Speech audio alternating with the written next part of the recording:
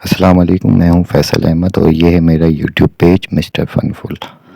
میرے چینل میں بیان، تلاوت قرآن اور انفارمیشن ویڈیو ہیں، لہٰذا آپ لوگوں سے گزارش ہے کہ چینل کو لائک، سبسکرائب اور ویڈیو کو شیئر ضرور کریں۔ شکریہ۔ آج کی بابرکت شب نور، شب برات کے نام سے معروف اور مشہور ہے۔ اس بابرکت شب کے دامن میں اتنی برکتیں اور اتنی رحمتیں ہیں کہ اللہ جل شانہ گناہ گاروں کو جہنم کی آگ سے آزاد فرما دیتا ہے۔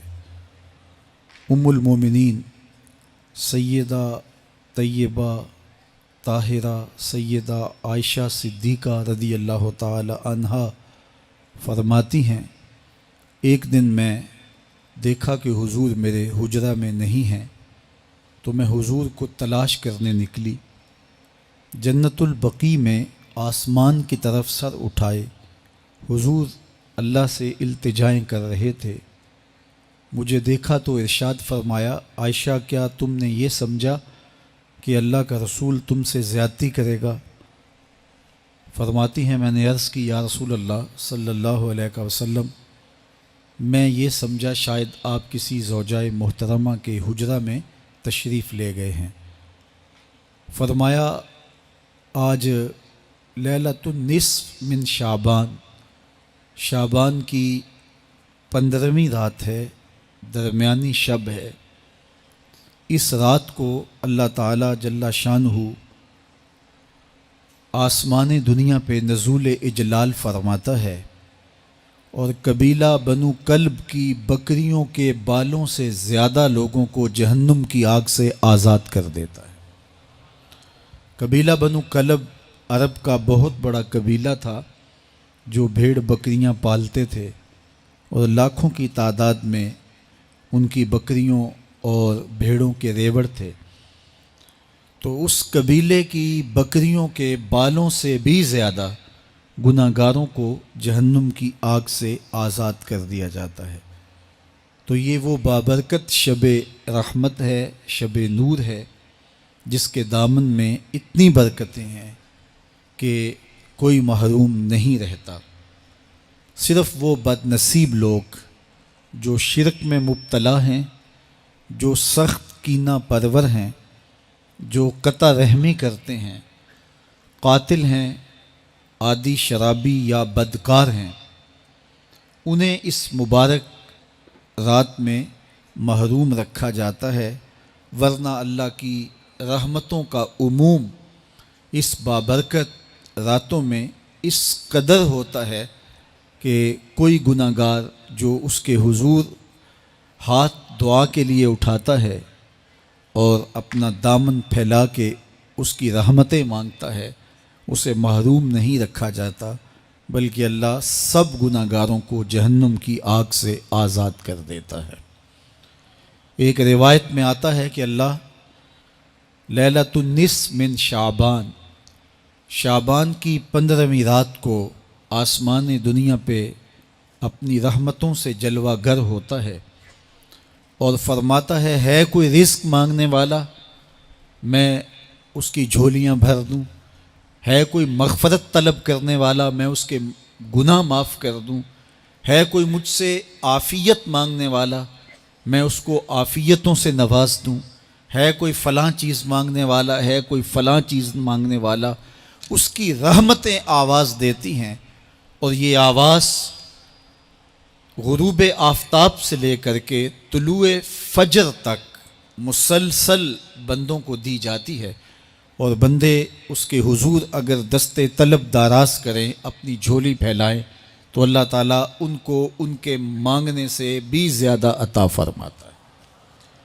اس امت کو اللہ تعالیٰ نے اس طرح کی راتیں دے کر کے مغفرت، بخشش، غفران اور رحمتوں کی فراوانی نصیب کی ہے۔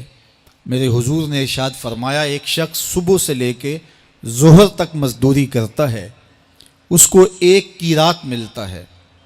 ایک ظہر سے لے کر عصر تک مزدوری کرتا ہے، اس کا وقت تھوڑا ہے لیکن اس کو بھی ایک قیراط ملتا ہے۔ اور تیسرا شخص عصر سے لے کر مغرب تک مزدوری کرتا ہے، اس کو 2 کی رات ملتے ہیں جبکہ اس کا وقت دونوں سے کم ہے۔ فرمایا پہلی مثال یہود کی ہے، دوسری مثال نصارہ کی ہے، اور تیسری مثال میری امت کی ہے کہ اس کو تھوڑے عمل پر زیادہ ثواب دیا جاتا ہے۔ تو یہود اور نصارہ نے اس پہ برا منایا تو حضور علیہ السلام نے فرمایا کہ اللہ نے ان کے اجر میں تو کمی نہیں کی، لیکن مسلمانوں کو زیادہ اجر دے دیا، تو یہ اس کی کرم نوازی ہے۔ تو یہ تھوڑے وقت کی عبادتیں اور چند راتوں کی بیداری اور مخصوص اوقات میں اللہ کے حضور عبادت و ریاضت ایک گناہ گار کو کہاں سے کہاں تک پہنچا دیتی ہے، اس کے گناہوں کی معافی کا ذریعہ بھی بنتی ہے اور درجات کی بلندی کا سبب بھی۔ دیکھیے لیلۃ القدر ایک رات 1000 مہینے کی عبادتوں سے بہتر قرار پاتی ہے۔ اسی طرح دیگر مواقع ہیں کہ اللہ تعالیٰ اس امت کے لیے رکھے ہیں، رحمت رب بہانہ می طلب، اور یوں بھی پڑھا گیا رحمت رب بہانہ می طلب۔ اس کی رحمتیں قیمت نہیں مانگتی اور اس کی رحمتیں بہانہ تلاش کرتی ہیں، تو وہ اپنے بندوں کو بخشنے پہ آمادہ ہے اگر وہ اپنا دامن طلب پھیلائیں۔ قرآن مجید میں ایک مقام دیکھیے کتنا دل آویز ہے، فرمایا ما یفعل اللہ بعذابکم، اللہ تمہیں عذاب دے کے کیا کرے گا؟ اس کی یہ چاہت نہیں ہے کہ تمہیں عذاب میں مبتلا کرے، اس کی چاہت یہ ہے کہ تم اس کی چوکھٹ پہ آؤ، جھولی پھیلاؤ، اس سے خیرات و رحمت مانگو، اور وہ تمہارے ماضی کے سارے گناہ معاف کر کے، ساری غلطیاں معاف کر کے تمہیں اپنی رحمتوں سے مالا مال فرما دے۔ تو وہ بندوں کو بخشنے پہ، بندوں کی مغفرت کرنے پہ آمادہ ہے اور اس کی رحمتیں بہانے تلاش کرتی ہیں۔ اللہ اکبر۔ اور دوسری جانب اس کے بندے، اس کے مملوک، اس کی مخلوق، اور مخلوق کی گناہ گار اور نیکوکار اس کی رحمتوں کے طالب ہوتے ہیں، بلکہ وہ گناہ کرنے کے بعد جب معافی مانگتے ہیں تو اللہ کو یہ معافی بہت پسند ہے۔ معافی مانگنا، اس کے حضور اپنے دامن کو پھیلانا، وہ اس کو بہت زیادہ محبوب ہے۔ انسان کی فطرت کے اندر گناہ رکھا گیا ہے۔ آگ، ہوا، مٹی، پانی، یہ ان 4 چیزوں کا مرکب ہے۔ اس کے جو عناصر ہیں اس میں کبھی اعتدال قائم نہیں رہتا اور اس سے گناہ سرزد ہو جاتے ہیں۔ گناہ کرنے کے بعد بندے کا اس گناہ پہ اصرار کرنا، اڑ جانا، ضد کرنا، توبہ نہ کرنا، اللہ کو یہ پسند نہیں۔ لیکن اگر اس سے گناہ سرزد ہو جائے تو پھر وہ توبہ کر لے تو اللہ کو یہ بہت زیادہ پسند ہے۔ جو اس سے ہو سکے نیکی وہ اللہ کے حضور پیش کرے، لیکن اس کے اندر جو شر رکھی گئی ہے، اس کے اندر جو قوتیں گناہ کی رکھی گئی ہیں، اس سے اگر اس سے گناہ سرزد ہو جائے تو پھر وہ اللہ سے توبہ کرے، اللہ کی طرف رجوع کرے، تو اللہ اس کی توبہ کو نہ صرف قبول کرتا ہے بلکہ اس کے گناہوں کو معاف کرتا ہے اور گناہوں کو بدل کے نیکیوں میں تبدیل کر دیتا ہے۔ جب گناہ نیکیوں میں تبدیل ہو گئے تو جتنا بڑا گناہ گار تھا اتنا بڑا نیکوکار ہو گیا۔ حضرت سیدنا عمر رضی اللہ تعالیٰ عنہ بازار میں جا رہے تھے تو ایک شرابی نے ہاتھ میں بوتل پکڑی تھی شراب کی، تو حضرت عمر ہاتھ میں درہ رکھتے تھے اور آپ کا جاہ و جلال دیدنیت ہوتا، تو جو ہی حضرت عمر رضی اللہ تعالیٰ عنہ کو اس نے دیکھا تو ڈر گیا اور دل ہی دل میں کہا اے اللہ آج عمر کے قہر سے بچا لے، میں تیری بارگاہ میں سچی توبہ کرتا ہوں، اور جلدی سے شراب کو بغل میں چھپا لیا۔ اتنے میں حضرت عمر سر پہ پہنچ گئے اور گرج کر کڑک کے کہا کہ یہ تیری بغل میں کیا ہے؟ چونکہ اس کو بوتل چھپاتے دیکھا تھا تو وہ ڈر گیا اور ڈرتے ڈرتے کہنے لگا حضرت یہ سرکہ ہے۔ اب تھی تو شراب، لیکن ڈرتے ہوئے بولا حضرت سرکہ ہے۔ تو حضرت عمر نے کہا نکال۔ جب نکالا تو شراب نہیں تھی، واقعی سرکہ بن چکا تھا۔ تو جب اللہ کے حضور کوئی توبہ کرتا ہے اللہ اس کے گناہوں کو بدل کے نیکیوں میں تبدیل کر دیتا ہے۔ حدیث پاک میں آتا ہے کہ قیامت کے دن اللہ ایک شخص کو کہے گا کہ اپنا نامہ اعمال پڑھ، تو وہ نامہ اعمال پڑھنے لگ جائے گا۔ تو نامہ اعمال کے اندر چھوٹے گناہ بھی ہوں گے، بڑے گناہ بھی ہوں گے، تو اللہ سے حیا کرتے ہوئے، شرم کرتے ہوئے وہ بڑے بڑے گناہوں کو چھوڑتا جائے گا اور چھوٹے چھوٹے گناہوں کو پڑھتا رہے گا۔ جب وہ سارے گناہ پڑھ چکے گا اور کتاب ختم ہوگی تو اللہ تعالیٰ اسے فرمائے گا، میرے بندے، تو نے یہ جتنے گناہ پڑھے ہیں میں نے سب کو بدل کے نیکیوں میں تبدیل کر دیا۔ تو بندہ کہے گا، اللہ ابھی تو میرے بڑے بڑے گناہ رہتے ہیں جو میں نے پڑھے ہی نہیں۔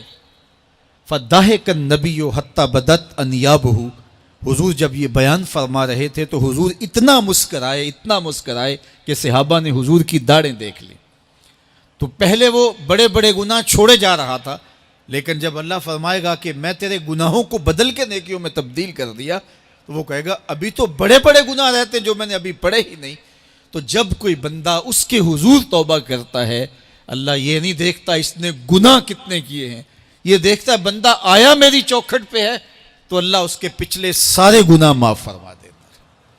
اللہ اکبر۔ میرے اور آپ کے آقا و مولا نے اللہ کے حضور توبہ کرنے اور اس پر اللہ کی خوشی اور اللہ کی خوشنودی کا ذکر کرتے ہوئے ایک مثال بیان فرمائی کہ ایک شخص صحرا میں سفر کر رہا تھا، تو وہ ایک درخت کے نیچے دوپہر کاٹنے کے لیے، سستانے کے لیے رک گیا اور درخت کے ساتھ اپنے اونٹ کو باندھ دیا اور خود لیٹ گیا تاکہ دوپہر کاٹ لوں۔ تھوڑی دیر کے بعد جب اس کی آنکھ کھلی تو اس نے کیا دیکھا کہ اونٹ ماں ساز و سامان کے ساتھ غائب ہے۔ اب صحرا میں اونٹ کا گم ہو جانا گویا زندگی چلے جانے کے مترادف ہے۔ تو اس نے دائیں بائیں بھاگ دوڑ کے دیکھا کہ کہیں اونٹ کا نشان مل جائے، لیکن اونٹ کا نشان نہیں ملا۔ تا حد نظر کوئی انسانی آبادی نہیں۔ وہ بھاگا اور تھک ہار کے دوبارہ اسی درخت کے نیچے بیٹھ گیا اور پیاس سے ہلکان ہوا جا رہا تھا اور درخت کے ساتھ ٹیک لگا کے لیٹ گیا اور موت کا انتظار کرنے لگا۔ جن لوگوں نے صحرا کا سفر کیا ہے ان کو اس بات کا اندازہ ہوگا کہ کئی 100 میل تک انسانی آبادی ہی نہیں، اب نہ کچھ کھانے کے لیے بچا نہ کچھ پینے کے لیے بچا، اونٹ بھی غائب ہو گیا، توشہ بھی ساتھ ہی چلا گیا، تو اب ظاہر ہے سیدھی موت ہی نظر آ رہی ہے۔ تو وہ اس درخت کے ساتھ ٹیک لگا کے بیٹھ جاتا ہے اور موت کا منتظر ہوتا ہے۔ تھوڑی دیر کے بعد پھر اس کی دوبارہ آنکھ لگ جاتی ہے۔ جب دوبارہ آنکھ لگتی ہے تو تھوڑی دیر بعد پھر آنکھ کھلتی ہے۔ جب دوبارہ آنکھ کھلتی ہے تو دیکھتا ہے کہ اونٹ جو گما تھا ماں ساز و سامان کے اس کے پاس کھڑا ہے۔ تو صحرا میں اس حالت میں اونٹ کا مل جانا زندگی مل جانے کے مترادف ہے۔ تو وہ اتنا خوش ہوا کہ خوشی کی انتہا نہ رہی، بلکہ مسرتوں کے ہجوم میں درک گیا اور کہنے کیا لگا، اللہم انت عبدی وانا ربک، اے اللہ تو میرا بندہ اور میں تیرا رب۔ کہنا تو یہ تھا کہ تو میرا رب اور میں تیرا بندہ، لیکن مسرتوں کا ہجوم ہی اتنا تھا، خوشیوں کا ہجوم ہی اتنا تھا کہ زبان پہ قابو نہ رہا۔ کسی کے آنے سے ایسے ہوش اڑے ساقی کے، شراب سیخ پہ ڈالی اور بوتل میں کباب۔ کہنا یہ تھا اللہم انت ربی وانا عبدک، لیکن اس قدر خوش ہوا جب بھی تیری قربت کے امکان نظر آئے ہم اتنے خوش ہوئے کہ پریشان نظر آئے۔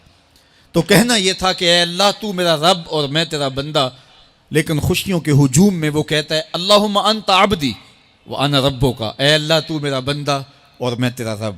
حضور یہ بات بیان کرنے کے بعد صحابہ سے پوچھتے ہیں کہ ذرا بتاؤ اس بندے کو کتنی خوشی ہوئی کہ خوشی میں زبان بھی قابو نہ رہی اور اپنے آپ پہ کنٹرول نہ رہا، اور خوشیوں کے ہجوم میں اسے یہ بھی پتہ نہیں چل رہا کہ وہ کیا بول رہا ہے۔ تو صحابہ نے عرض کی حضور بہت زیادہ اسے خوشی ہوئی۔